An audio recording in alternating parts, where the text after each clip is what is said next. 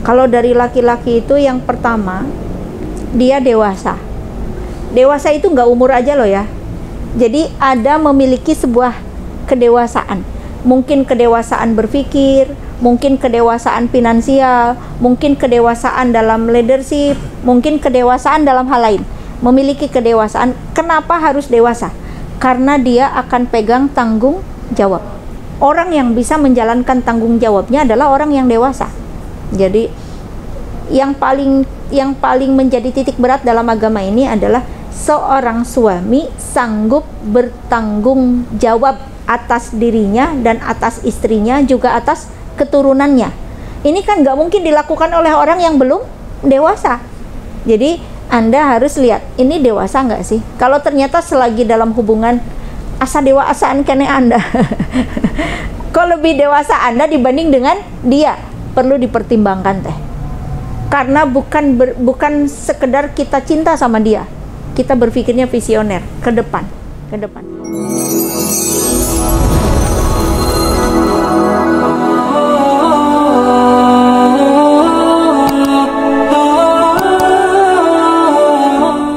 Adapun pertanyaan yang kedua itu apa tadi? Boleh nggak akad nikahnya Gimana kalau akad nikah secara virtual ya? Akad nikah itu yang paling terpenting terkumpul rukun dan syarat.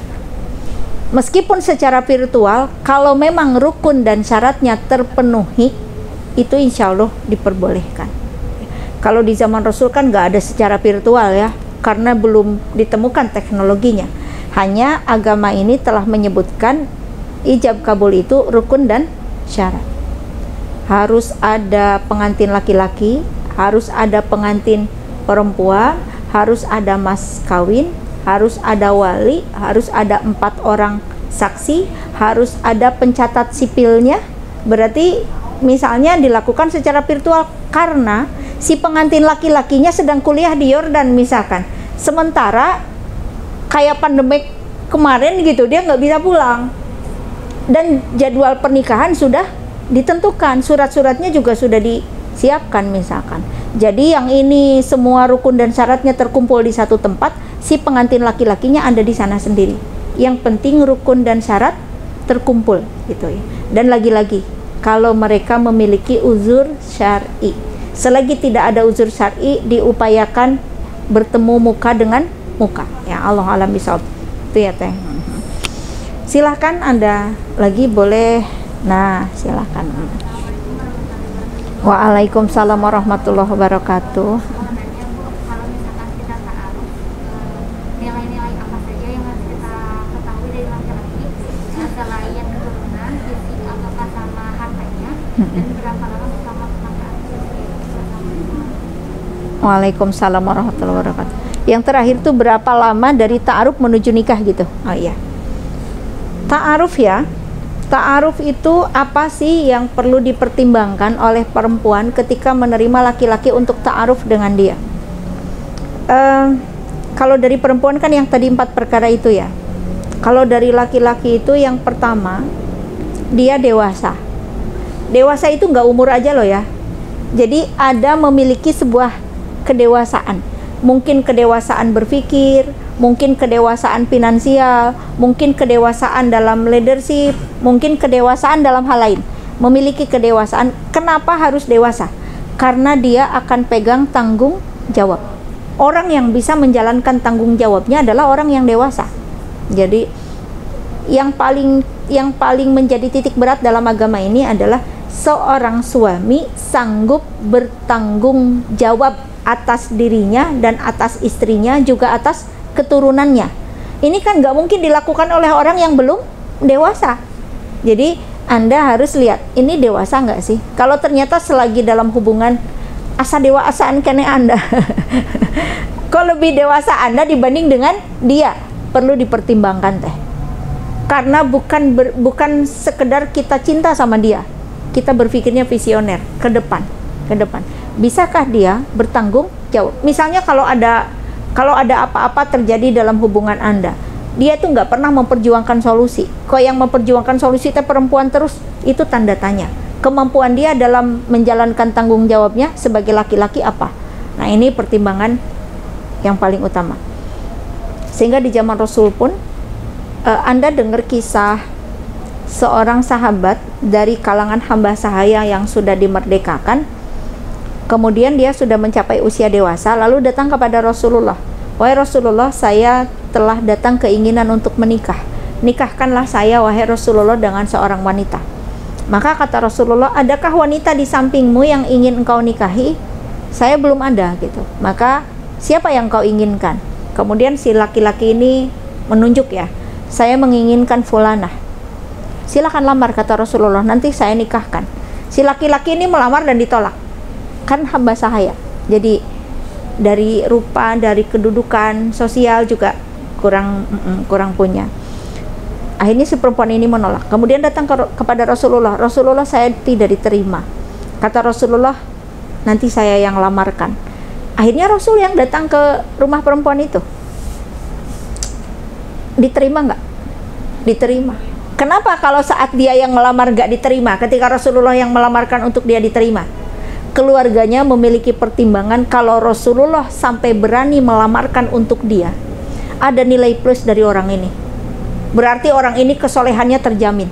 Berarti orang ini, orang soleh insya Allah bertanggung jawab. Nah itu, bahkan Rasulullah pun berani melamarkan seseorang kalau orang itu memang siap bertanggung jawab, siap dengan kesolehannya menjadi imam. Hamba saya sekalipun. Kemudian Rasulullah lamarkan dan akhirnya diterima. Si pria ini begitu riang gembira, maka kata Rasulullah, "Engkau segera siapkan pernikahannya." Maka pria ini pun pergi ke pasar untuk menyiapkan berbelanja bahan-bahan pernikahan. Di tengah perbelanjaan dia mendengar pengumuman perang. Ya, perang, siapa yang mau mendaftarkan diri buat perang karena orang kafir akan menyerang muslim. Kemudian dia berpikir gitu, menikah atau perang, belanja alat nikah atau belanja alat perang.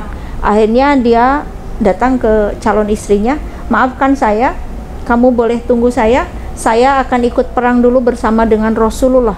Saya akan belanjakan bahan-bahan biaya nikah ini untuk alat perang. Kalau saya sahid, engkau bisa menikah dengan pria lain."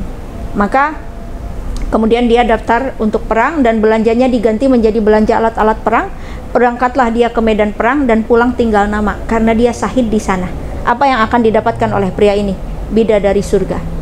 Lebih keren dari perempuan yang dia inginkan.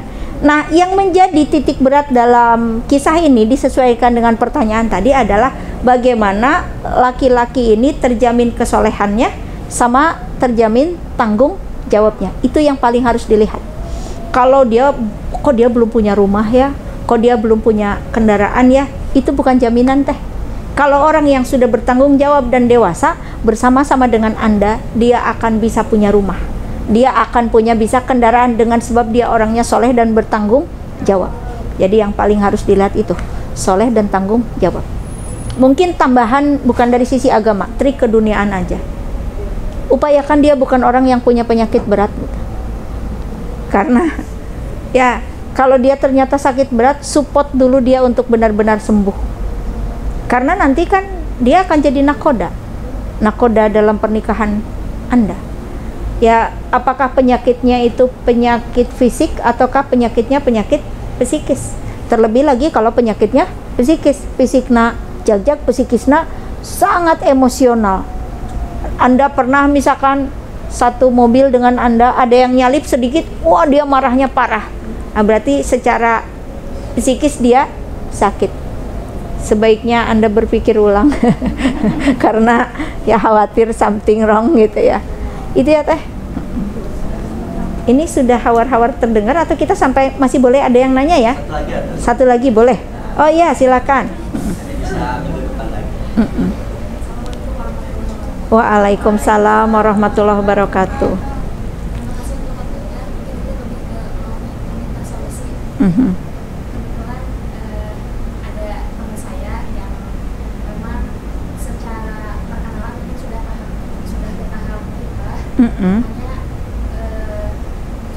Kalau melihat ke dia sendiri tidak ada rasa sayang atau terbogoh si perempuannya, hanya melihat perjuangan dari si laki-lakinya. itu, maka dia setuju untuk bisa sampai ke namun ternyata itu hanya di awal Hmm. dan sekarang sudah pindah ke laut dan hibah dia sendiri tidak bisa, Belum juga hadir cintanya.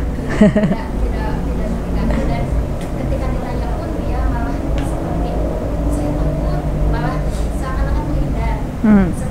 Sering dikomunikasi untuk bisa lagi main ke rumah, selalu saja ada alasan. Yang maksudnya disuruh main ke rumah untuk bisa untuk meminta kepastian kalau seperti apa.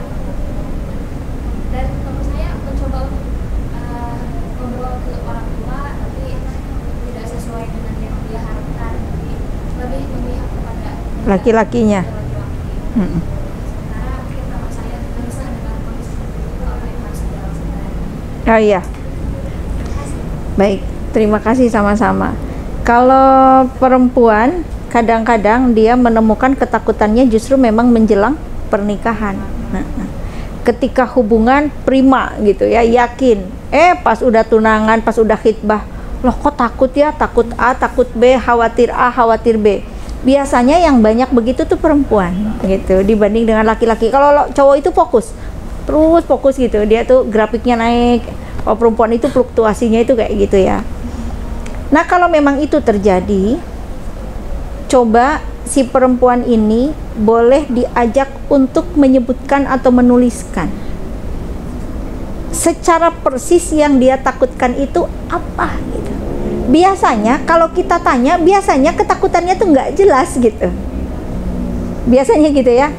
Ya saya takut aja, gimana kalau nanti A, gimana kalau nanti B. Semuanya itu praduga yang nggak berdasar gitu. Artinya dia memiliki ketakutan yang nggak jelas.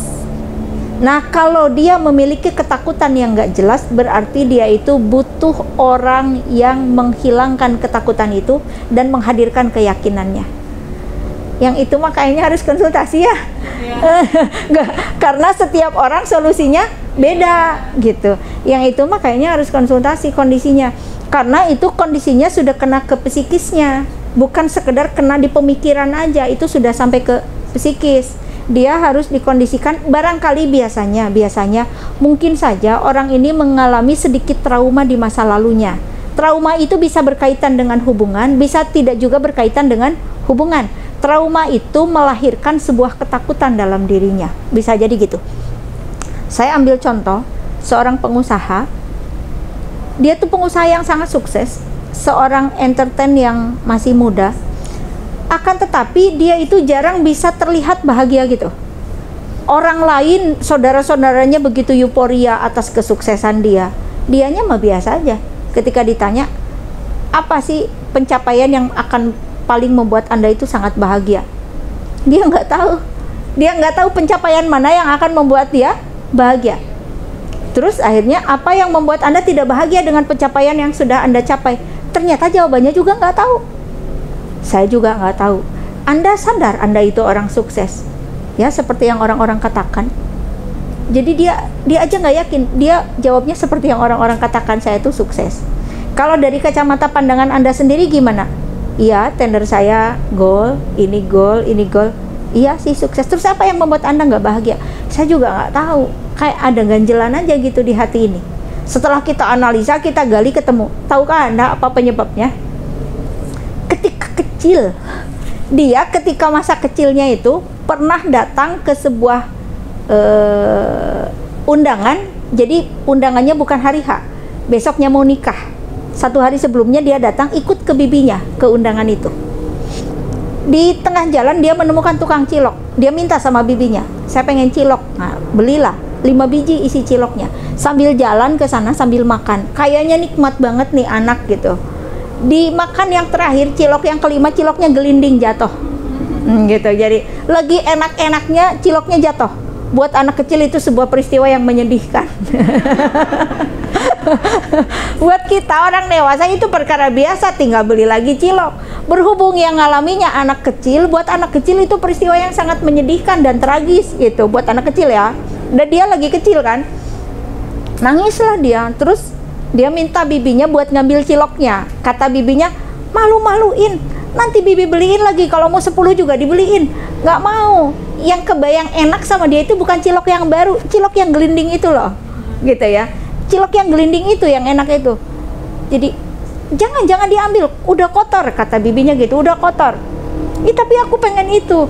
Jadi anak kurang bisa mengkomunikasikan secara lengkap. Yang anak inginkan saat itu adalah ambilin ciloknya, tolong cuciin, aku mau lanjut memakannya. Harusnya kan itu mata bunga doraka dalam dicilok nanti anaknya, bibinya gengsi gitu loh, gengsi untuk mengambilkan itu. Akhirnya si bibinya juga malu kalau mau harus nerusin ke tempat undangan itu. Akhirnya undek-undekan nih sama ponakannya. Akhirnya ponakannya dibawa pulang dengan cilok yang ditinggalkan geletakkan begitu aja. Jadi sepanjang pulang ini nangis, anak ini bersedih. Sampai ke sana, sampai di rumah itu masih bersedih. Terus kan ditanya sama orang tuanya, ini kenapa? Dia tuh pengen cilok yang udah kotor. Jadi semua orang rumah itu menghujat dia. Apaan sih kamu, masa cilok udah jatuh mau dipungut, dibeliin lagi kamu mah nggak mau. Udah ketiduran lah si anak ini dengan membawa rasa sedih. Ternyata kesedihan itulah yang kemudian terbawa sampai dewasa. Sampai diberi kesuksesan juga, bawaannya tuh sedih aja. Karena sepertinya memori kesedihan itu masih ada di sini, belum sempat dikeluarkan. Kemudian akhirnya kita keluarkan setelah dia jadi eksekutif muda yang sukses. Daya nama wajahnya bahagia. Kita selesaikan memori itu karena videonya belum selesai. Videonya hanya sampai video rekaman di otaknya hanya sampai peristiwa dia sedih. Ya kita selesaikan videonya sampai dia bahagia. Bisa jadi ya, bisa jadi perempuan yang kok sudah mendekati pernikahan kok masih gitu. Tapi dia juga sadar laki-lakinya itu nggak punya salah. Nah sepertinya ada sesuatu yang terjadi ya. Allah alam bisawab. Itu mah kalau kita secara zahir ya butuh mendoakan dia, support dia dengan doa, support dia dengan semangat. Kalau sudah dapat banyak support doa dan support semangat ternyata belum juga berubah, artinya ya dia butuh ada duduk khusus dengan psikolog mungkin ya. Iya. Ibu mohon maaf mungkin tadi saya salah menyampaikan. Yang ketakutan itu si laki-laki dan melihat usia pun ternyata memang masih muda, bisa dikatakan masih satu usia. Iya. Sehingga dia itu tidak bisa menyimpulkan kapan akan menikah, pasti dia sementara si perempuan nunggu. Kalau sebaliknya laki-laki yang kayak gitunya, yang takutnya ya sama peristiwanya bisa jadi seperti itu. Kalau dia nggak seperti itu, kenapa maju ke pertunangan kan gitu? Kalau dia dari awal menyadari aku belum waktunya, ya kenapa dia maju sampai ke pertunangan? Artinya ada sesuatu yang terjadi dengan dirinya. Bisa jadi terjadinya bukan dalam hubungan, bisa jadi pokoknya dia itu kayak kurang mampu berkomunikasi dengan dirinya sendiri. Allah alam bisawab. Jadi jawabannya seperti itu sama. Baik, demikian cukup ya. Demikian yang dapat disampaikan. Mohon maaf atas kekeliruan yang terjadi selama majelis ini. Yang benarnya adalah hak Allah, yang kelirunya adalah datang dari diri saya. Mohon besar hati Anda untuk memaafkan saya. Ditutup pertemuan ini dengan Robbana atina fid dunya hasanah wa fil akhirati hasanah wa qina adzabannar. Assalamualaikum warahmatullahi wabarakatuh.